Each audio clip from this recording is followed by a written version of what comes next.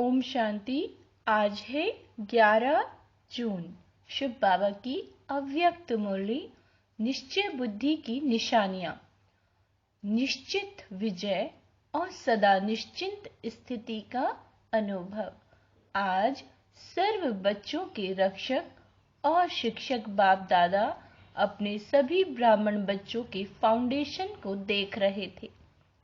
ये तो सभी जानते हो कि वर्तमान श्रेष्ठ जीवन का फाउंडेशन निश्चय है। जितना निश्चय रूपी फाउंडेशन पक्का है, उतना ही आदि से अब तक सहज योगी, निर्मल स्वभाव, शुभ भावना की वृत्ति और आत्मिक दृष्टि सदा नेचुरल रूप में अनुभव होती है। हर समय चलन और चेहरे से उसकी झलक अनुभव होती है। क्योंकि ब्राह्मण जीवन में सिर्फ जानना नहीं है कि मैं ये हूँ और बाप ये है, लेकिन जानने का अर्थ है जो जानते हैं वो मानना और फिर चलना। बाप दादा देख रहे थे कि जो भी बच्चे अपने को ब्राह्मण कहलाते हैं वो सभी ये फलक से कहते हैं कि हम निश्चय बुद्धि हैं। तो बाप दादा सभी निश्चय बुद्धि बच्चों से पूछते हैं, जब आप सभी कहते हो कि हम निश्चय बुद्धि विजयी हैं, तो कभी विजय कभी हार क्यों होती है? जब कभी कभी थोड़ी हलचल होती है तो क्या उस समय निश्चय खत्म हो जाता है? जब निश्चय बुद्धि सदा हो तो विजयी सदा हो। क्या कहा बाबा ने? अगर निश्चय बुद्धि सदा हो तो विजयी सदा हो, कि बीच बीच में गुटका और झुटका होता है। निश्चय का फाउंडेशन चारों ओर से मजबूत है, या चारों ओर के बजाय कभी एक और कभी दो और ढीले हो जाते हो। कोई भी चीज को मजबूत किया जाता है तो चारों ओर से टाइट किया जाता है ना। अगर एक साइड भी थोड़ा सा हलचल वाला होगा तो हिलेगा ना।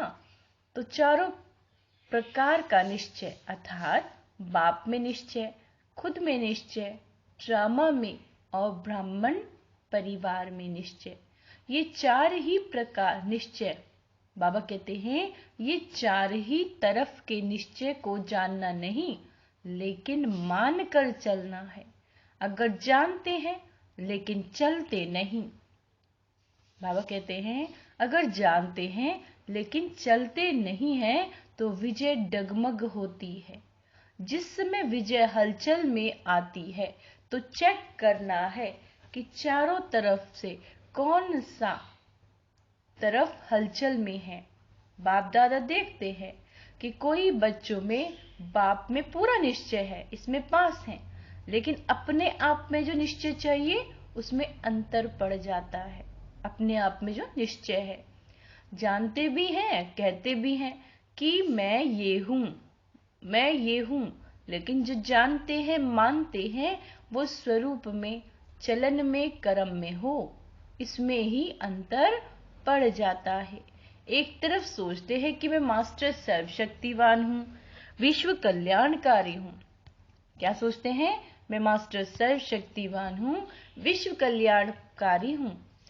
दूसरी तरफ छोटी सी परिस्थिति पर विजय नहीं प्राप्त कर सकते।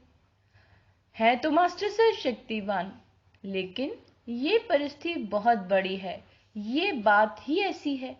तो क्या ये निश्चय है कि सिर्फ जानना है लेकिन मानकर चलना नहीं? कहते व सोचते हैं कि मैं विश्व कल्याणकारी हूँ, लेकिन विश्व को तो छोड़ो, स्व कल्याण में भी कमजोर होते हैं। अगर उस समय उन्हें कहो कि क्या स्वयं को परिवर्तन कर स्व कल्याणकारी नहीं बन सकते, तो जवाब देते हैं कि विश्व कल्याणकारी, लेकिन स्व कल्याणकारी बहुत मुश्किल है। तो बात दिलाना, बात बदलना मुश्किल है, तो विश्व कल्याणकारी कहेंगे या कमजोर कहेंगे? बाबा कहते हैं, पूछ रहे हैं, तो स्वयं में भी परिस्थिति प्रमाण, समय प्रमाण, संबंध संपर्क प्रमाण निश्चय स्वरूप में ऐसे आए जैसे निश्चय बुद्धि की विजय हुई ही पड़ी है। जैसे सभी को ये निश्चय पक्का है कि मैं श्रेष्ठ आत्मा हूँ। क्या निश्चय है? कि मैं श्रेष्ठ आत्मा हूं, इसके लिए कोई दुनिया के वैज्ञानिक भी आपको हिलाने की कोशिश करे कि आत्मा नहीं शरीर हो तो मानेंगे नहीं। बाबा कहते हैं और ही उनको मनाएंगे। तो जैसे ये पक्का है कि मैं शरीर नहीं हूं, मैं आत्मा हूं, और कौन सी आत्मा हूं, तो ये भी पक्का है। ऐसे निश्चय बुद्धि की विजय भी इतनी निश्चित है। हार असंभव है, विजय निश्चित है। और ये भी निश्चित है कि बातें भी अंत तक आनी है, बातें अंत तक आनी है, लेकिन उसमें विजयी बनने के लिए हर एक ही समय पर चारों ही तरफ का निश्चय पक्का चाहिए। 3 में निश्चय और 1 में नहीं तो विजय निश्चित नहीं, लेकिन मेहनत से विजय होगी। निश्चित विजय वाले को मेहनत नहीं करनी पड़ेगी। कई बार कई कहते बाबा बाप दादा तो बहुत अच्छा है, वो तो पक्का है कि बाप है और हम बच्चे हैं, हमारा बाप से संबंध है, लेकिन दैवी परिवार में खिटखिट होती है, उसमें निश्चय डिगमग हो जाता है, इसलिए परिवार को छोड़ देते हैं, हल्का कर देते हैं। तो एक साइड ढीला हो गया ना, बिना परिवार के माला में कैसे आएंगे। माला कब बनती है, जब दाना दाने से मिलता है और एक ही धागे में पिरोए हुए होते हैं। अगर अलग अलग धागे में अलग अलग दाना हो तो उसको माला नहीं कहेंगे। तो परिवार है माला। अगर परिवार को छोड़कर 3 निश्चय पक्के हैं तो भी विजय निश्चित नहीं है। चलो परिवार की खिटखिट से किनारा कर लो, बाप का सहारा हो, परिवार का किनारा हो तो चलेगा।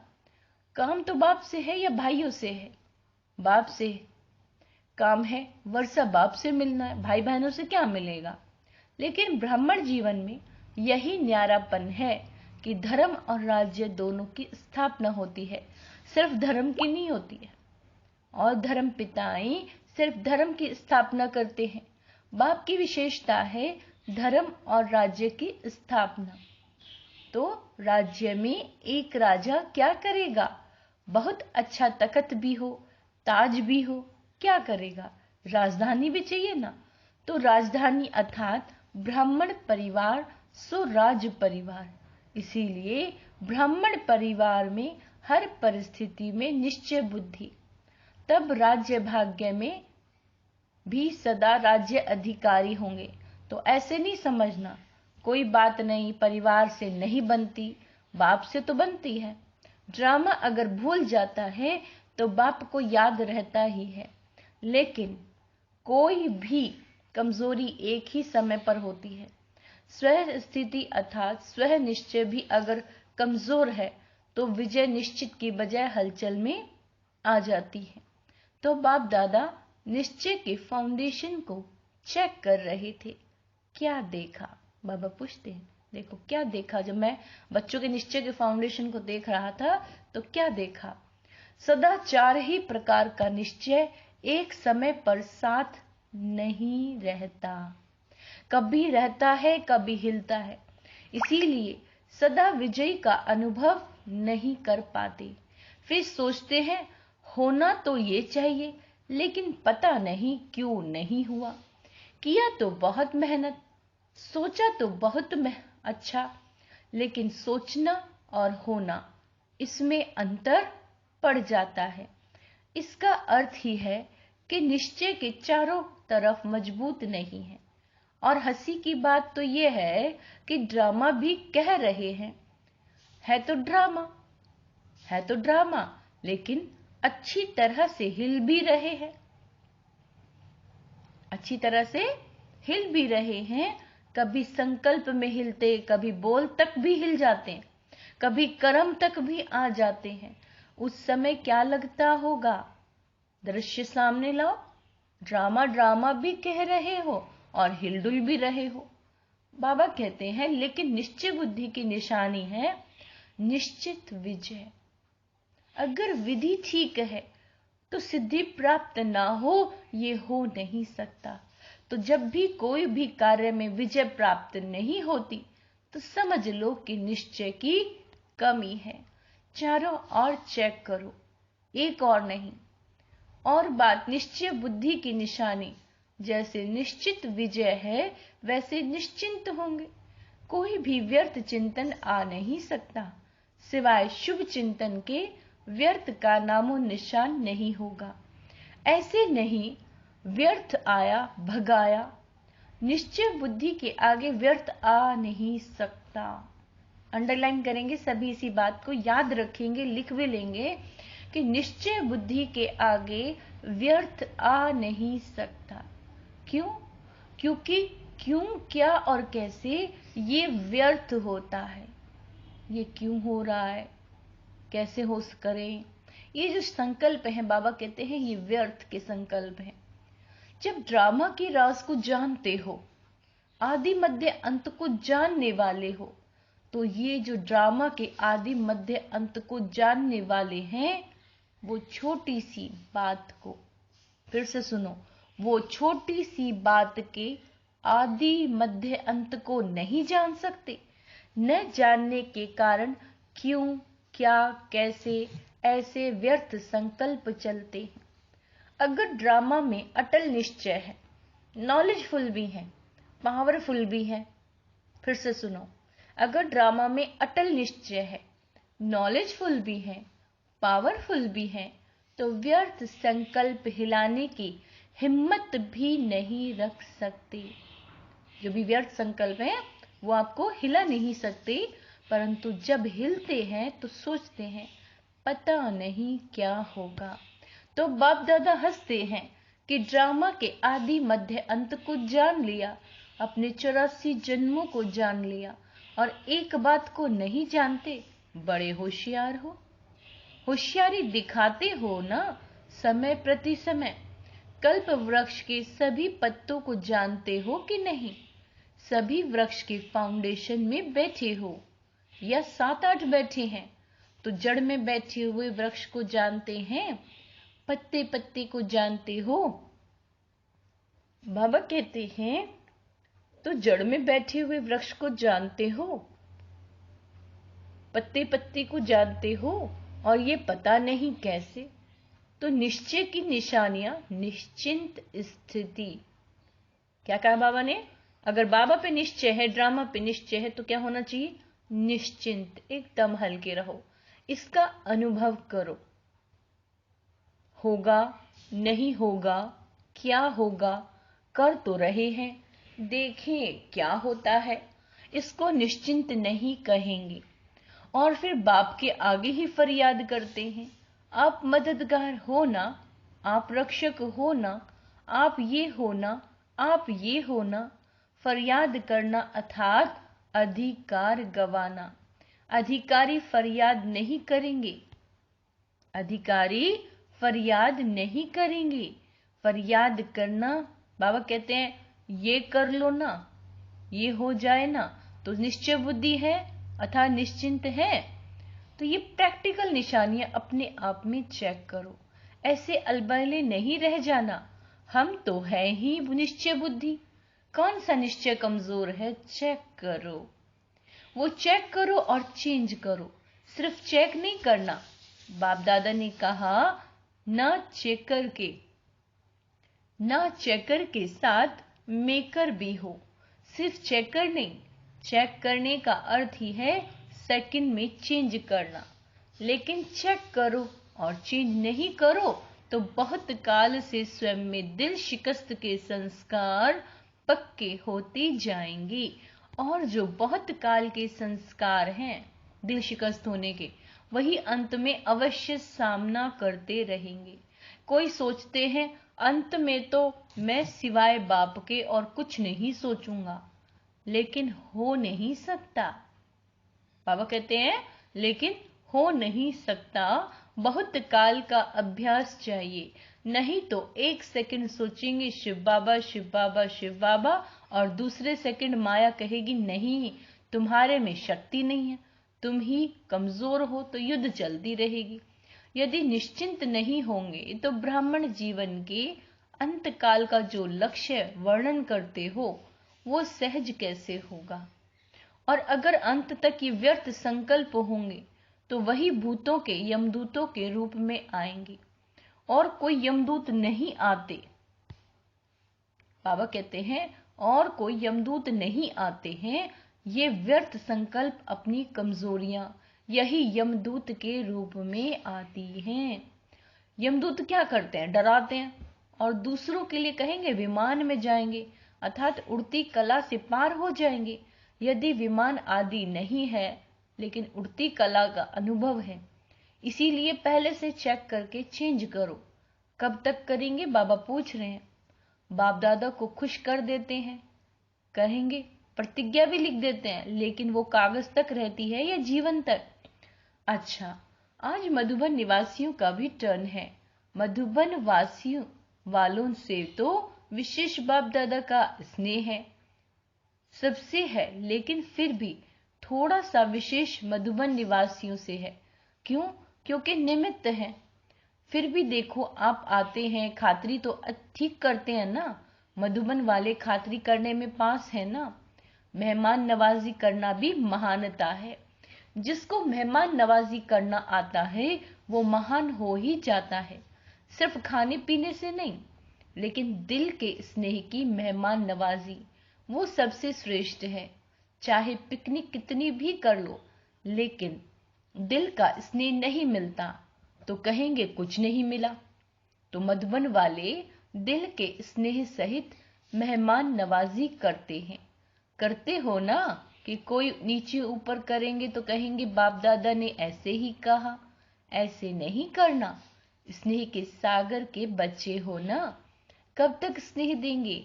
नहीं, गागर के बच्चे नहीं, सागर के बच्चे बेहद।